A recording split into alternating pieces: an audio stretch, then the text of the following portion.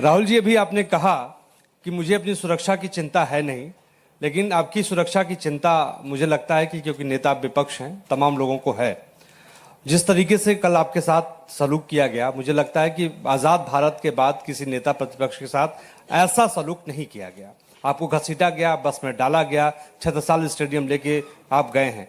आगे की आपकी रणनीति क्या रहने वाली है? क्योंकि जिस तरीके से छात्रों के हक को लेकर आप लड़ रहे हैं, छात्रों की गूंज के तहत भी, पार्लियामेंट के अंदर भी, पार्लियामेंट के बाहर भी, आगे की अब रणनीति क्या रहने वाली है? सबसे पहले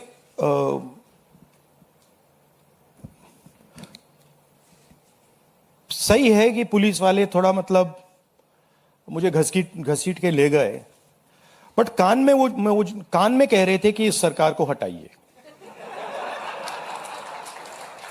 एक्चुअली मैं राजस्थान का हूं, इनको हटाइए। हम सिर्फ वर्दी पहने हैं। दूसरा कह रहा है मैं हरियाणा का हूं, इनको हटाइए। तो that sentiment is there and सच्चाई एवरीबॉडी नोस। ओके, उन बेचारों को मतलब ऑर्डर एक्सेप्ट करना पड़ता है, तो वो करने हैं। But even police is not happy about what is happened. Sensible police people feel that this is a crime that has been done to the future of our country. This is a crime that has been done to the people we love. They can see their children in this. तो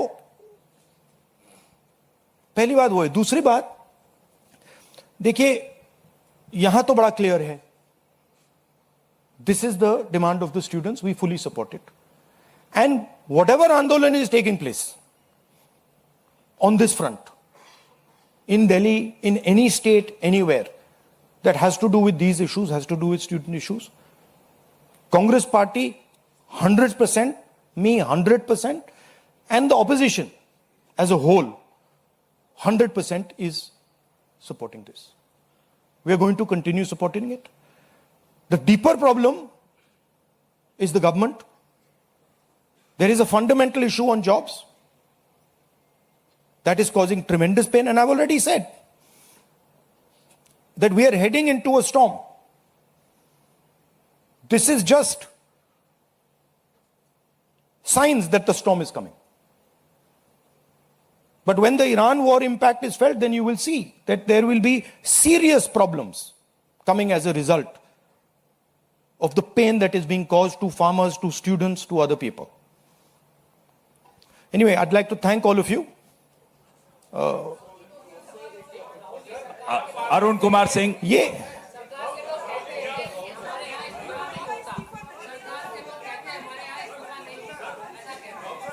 last question. एक minute सवाल पूछने दीजिए, 1 minute.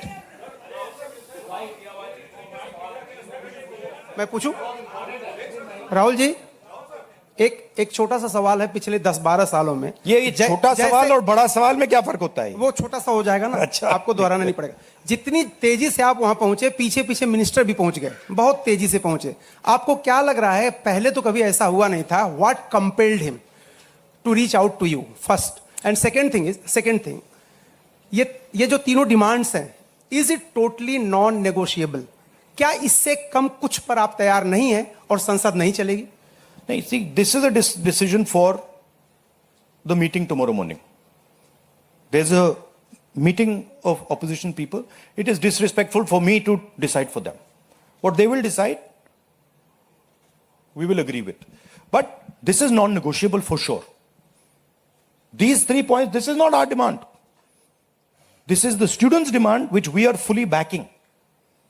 This is not negotiable under any circumstances.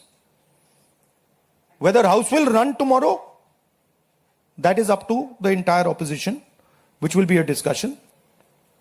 And the first question, what compels government to reach out to you so immediately? Because in every government, there comes a time when psychologically they collapse. The leadership collapses. So that has happened. The government is actually in panic. This reaction that they've done with the students, this is a panic reaction, right? What they were doing yesterday with us is a panic reaction. That's a different issue. We have to resolve this issue. Thank you very much.